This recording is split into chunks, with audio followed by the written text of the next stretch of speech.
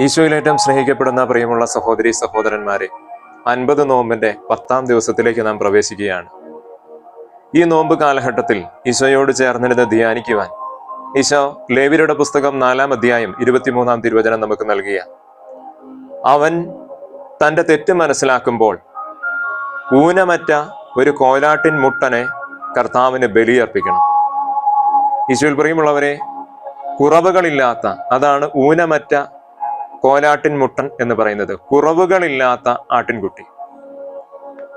നമുക്ക് വേണ്ടി പെസഹ കുഞ്ഞാടായി നമ്മുടെ പാപങ്ങൾക്ക് പരിഹാരമായി കാൽവരിയിൽ ബലിയർപ്പിക്കപ്പെട്ടത് നമ്മുടെ കർത്താവ് ഈശോ മിശിഹായ. ആ ഈശോ മിശിഹായുടെ തിരുബലിയുടെ ഓർമ്മ ഓരോ ദിവസവും നമ്മൾ നമ്മുടെ ജീവിതത്തിൽ കൊണ്ടാടുമ്പോൾ, അല്ലെങ്കിൽ ആ പരിശുദ്ധ കുർബാനയിൽ ചേർന്നിരിക്കുമ്പോൾ, ഈശോയിൽ പ്രിയമുള്ളവരെ, നമ്മൾ അർപ്പിക്കുന്ന ഓരോ ബലിയും കുറവുകളില്ലാത്തതായിരിക്കണമെന്ന് ഈശോ ആഗ്രഹിക്കുന്നുണ്ട്. പ്രത്യേകിച്ച് പരിശുദ്ധ കുർബാനയിൽ ഒരു കുറവുകളുമില്ലാതെ ഏറ്റവും പൂർണ്ണമായിട്ടുള്ള ഒരു ബലി അർപ്പിക്കുക. പരിശുദ്ധ കുർബാനയിൽ ഈശോയുടെ ജനനം മുതൽ സ്വർഗാരോഹണം വരെയുള്ള എല്ലാ ഈശോയുടെ ജീവിതം തന്നെ നമ്മൾ കാണുമ്പോൾ, ഈശോയുടെ ജീവിതത്തിലെ എല്ലാ സംഭവങ്ങൾ നമ്മൾ പരിശുദ്ധ കുർബാനയിലൂടെ മനസ്സിലാക്കുമ്പോൾ, ഈശോയിൽ പ്രിയമുള്ളവരെ, അവിടുത്തെ കാൽവരി ബലിയുടെ അനുസ്മരണം അൾത്താരയിൽ നാം കൊണ്ടാടുമ്പോൾ, അവിടുന്ന് അനുഭവിച്ച പീഡാസഹനങ്ങളൊക്കെ ബലിയിൽ അനുസ്മരിക്കുമ്പോൾ നമ്മുടെ പരിശുദ്ധ കുർബാന എപ്രകാരമാണ്? നമ്മൾ കൈയും കെട്ടി നോക്കിയിരിക്കുന്ന, അല്ലെങ്കിൽ കസേരകളിലൊക്കെ ഇരുന്ന് ഒരു സിനിമ കാണുന്ന ലാഘവത്തോടു കൂടിയാണോ നമ്മുടെ പരിശുദ്ധ കുർബാനകളെന്ന് ഈ നോമ്പ് കാലഘട്ടത്തിൽ ചിന്തിക്കുക. ഈശോയുടെ പ്രിയപ്പെട്ട മകനെ, മകളെ, ഈശോ അനുഭവിക്കുന്ന പീഡാസഹനങ്ങൾ, ഈശോയുടെ ശരീരം കീറി മുറിക്കപ്പെടുന്ന അവസ്ഥകൾ, ചമ്മട്ടി കൊണ്ട് ഈശോയുടെ ശരീരം കീറി മുറിക്കപ്പെടുന്ന, ചമ്മട്ടി അടിയേറ്റ് രക്തകഷ്ണങ്ങൾ ചിതറിത്തെറിക്കുന്ന ആ ഓർമ്മകളും ചിന്തകളും മനസ്സിലുണ്ടെങ്കിൽ, ഈശോയിൽ പ്രിയമുള്ളവരെ, ഒരു പരിശുദ്ധ കുർബാന പോലും കണ്ണീരോടുകൂടിയേ നമുക്ക് അർപ്പിക്കാനായിട്ട് സാധിക്കുകയുള്ളൂ. ഹൃദയം തകർന്നേ പലപ്പോഴും നമുക്ക് പരിശുദ്ധ കുർബാന അർപ്പിക്കാനായിട്ട് സാധിക്കുകയുള്ളൂ. അല്ലെങ്കിൽ ഒരു സിനിമ കാണുന്ന ലാഘവത്തോടെ കസേരകളിൽ ഇരുന്നും, അല്ലെങ്കിൽ മറ്റ് ഒരു പരിപാടികളിൽ പങ്കെടുക്കുന്ന ഒരു ലാഘവത്തോടെ നമ്മൾ ആ ഒരു അവസ്ഥയോടുകൂടി പരിശുദ്ധ കുർബാനയിൽ ഒരു കാഴ്ചക്കാരിയായി നിൽക്കുവാനായിട്ട് നമുക്ക് സാധിക്കില്ല. ഈശോയുടെ പീഡാസഹനങ്ങൾ നമ്മൾ ധ്യാനിക്കണം ഓരോ കുർബാനയിലും.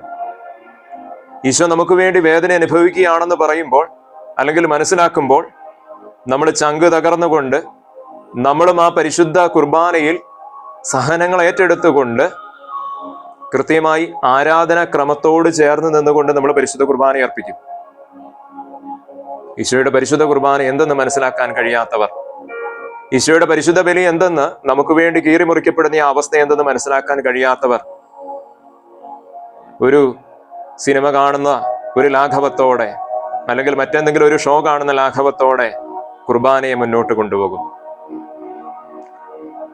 ഈ നാളിൽ, പ്രത്യേകിച്ച് 50 നോമ്പിന്റെ ഈ 10ാം ദിനത്തിൽ ഈശോ നമ്മെ ഓർമ്മിപ്പിക്കുകയാണ്, ഓരോ പരിശുദ്ധ കുർബാനയും ജീവിതത്തിൽ ഒരു അനുഭവമാകണം.